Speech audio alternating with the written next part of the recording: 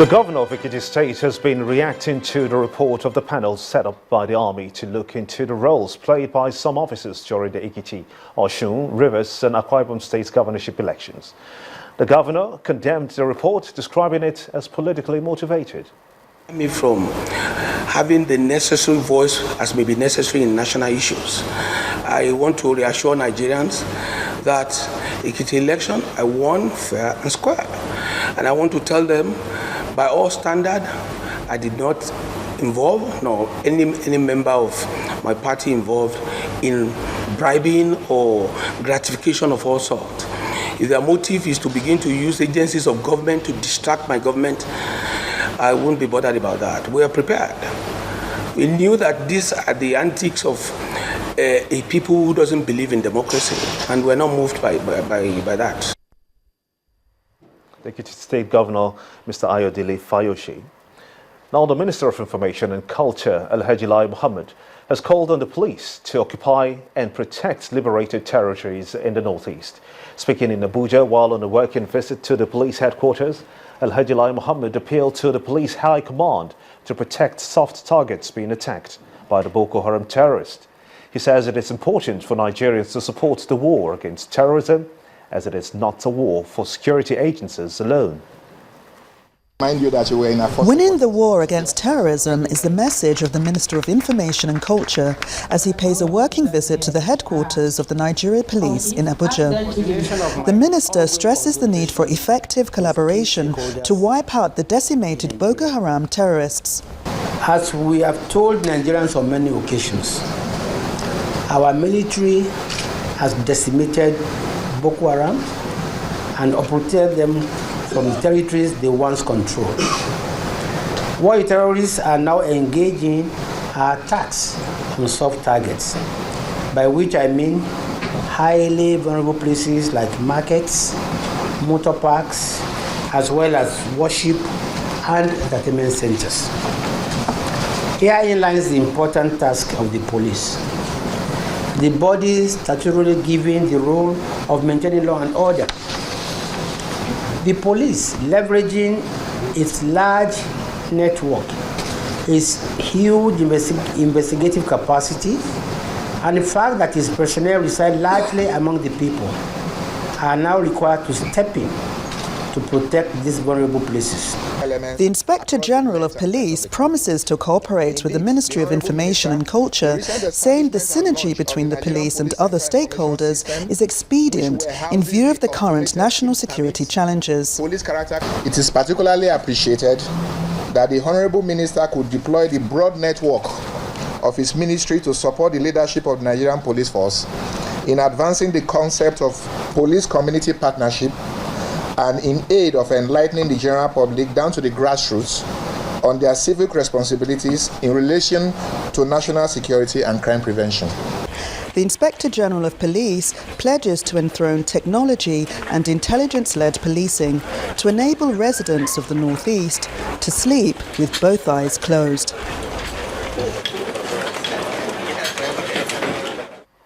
The Delta State Waterways and Land Security Committee has arrested 4 suspected illegal oil bunkerers in Warri.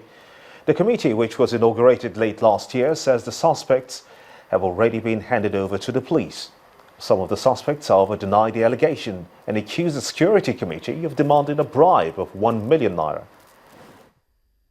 Men of the newly inaugurated Delta State Waterways and Land Security Committee in a fight to rid the state of illegal oil bunkering.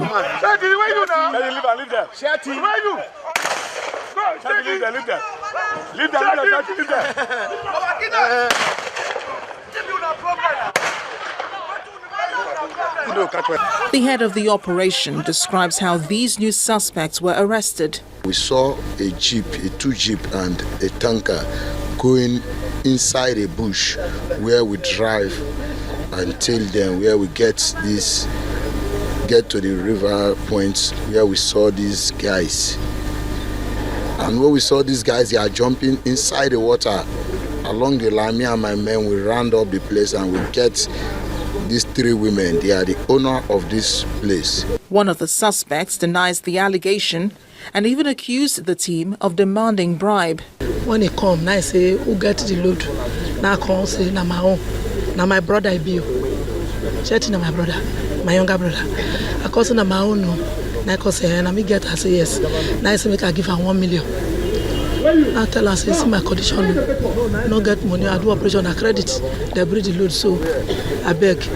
Now I say, if I no bring the 1 million, go carry me, go Army Barrack. I call the beggar. I call, okay, I want to make her call my children. Whether if na 10,000 or 20,000 they get me, they gather her, bring her, make her fit, give her. I say today I go run entire town, go they find money. Now I start to beat me. As I talk now, this 2 years, I need to take a yogurt. Chairman of the committee, Boro Oputu, says it will no longer be business as usual for illegal oil bunkerers in the state. The team you saw today doing that work, led by my operation officer, they will go all creeks, anywhere there is no hideout in illegal bunkering in this state. The committee is warning against this unlawful business, promising it will not stop the fight until the activities of oil thieves are brought to a halt. Oh, wow. Is this already cooked? Yes. Business News is up next with Emana Amawe. You first. First Bank.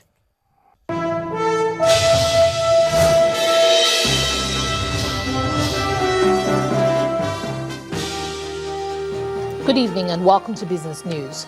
Following the lifting of the ban on foreign currency deposits, the Central Bank of Nigeria will now allow flexibility at the foreign exchange market. This was confirmed by the CBN's Director of Financial Markets, Mr. Emmanuel Okeje, during an interview on Business Morning today. He adds that the reversal of the restriction will ensure that Nigeria operates within its limited resources. There is nobody who wants to devalue just for the sake of devaluing. Devaluation is based on basic fundamentals and what you as an economy intend to gain by devaluing your currency. So you don't devalue just because you want to devalue. So it is not a move or whether we are avoiding a devaluation or not. But the issue is that we have said that there's going to be flexibility in exchange rate management. This is just one step towards it.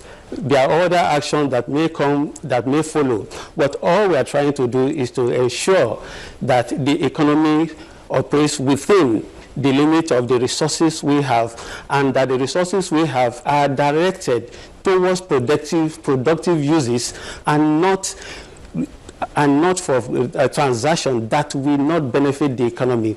So first and foremost, I think I want to say that Central Bank has a commitment towards ensuring that the economy continues to grow, and then that also the manufacturing sector continue to be able to produce. And that is why we say the funds we have is going to be actually directed towards importation of raw materials, machineries, which we think should actually help grow the economy. Now there's need for Nigeria and Germany to strengthen their economic relations in areas of competitive advantage. This is coming from a stock trader at the Nigerian bourse, Mr. Rotimi Fakejo. He was commenting on the German Consul General, Mr. Ingo Herbert's visits to the Nigerian Stock Exchange. According to Mr. Fakejo, the Nigeria-Germany bilateral ties have slowed in momentum over the years. For the existing relationship with respect to the German company listed on the exchange, I think we have just two of them, Julius Berger Nigeria PLC and Nigerian German Chemical. Of these two, I think the only one that seems that is vibrant is Julius Berger. Germany is a highly technology-driven economy, and I think we could tap from that end.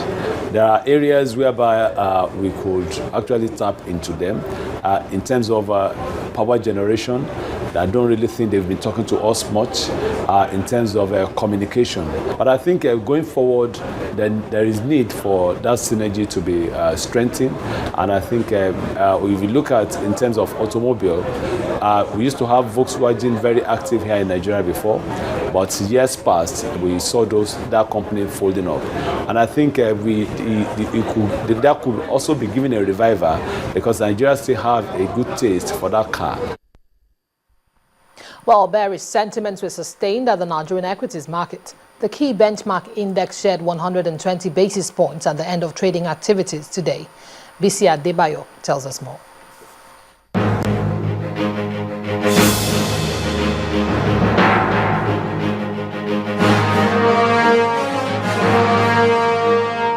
Hello and welcome to the stock market reports.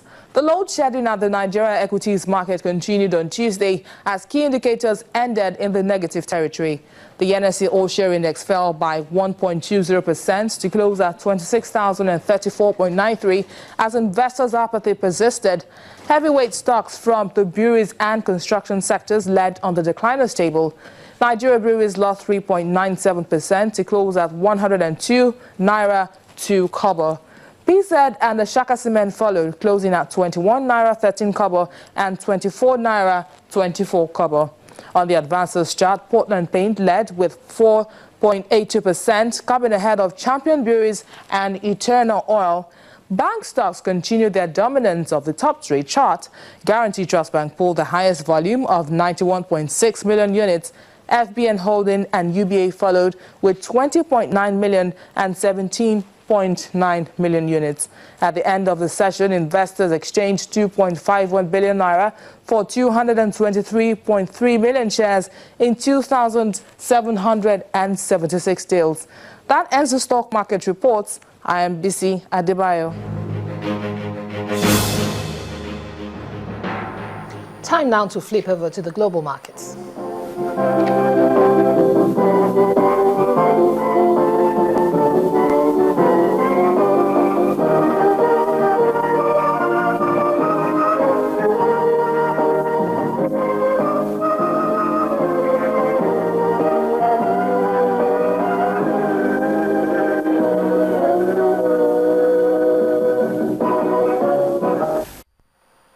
And that's where we end business news tonight. I'm Imana Amawe. It's back to Gimba. You first. First Bank. And still ahead on the news at 10.